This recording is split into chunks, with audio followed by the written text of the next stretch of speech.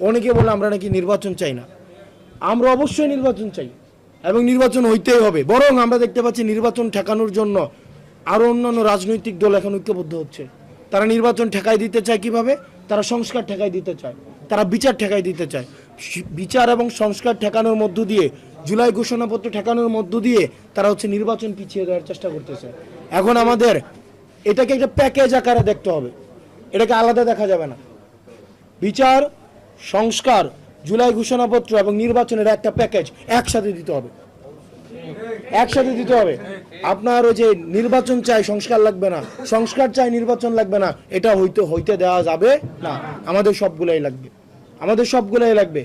আমরা এই অভ্যুত্থানের এই সরকারের ইউনূসের কিছু অ্যাসাইনমেন্ট আছে, ডক্টর মোহাম্মদ ইউনূসের কিছু অ্যাসাইনমেন্ট আছে। ডক্টর মোহাম্মদ ইউনূসের শুধুমাত্র অ্যাসাইনমেন্ট না নির্বাচন দেওয়া, অনেকগুলো অ্যাসাইনমেন্টের একটা কাজ হচ্ছে কি নির্বাচন দেওয়া।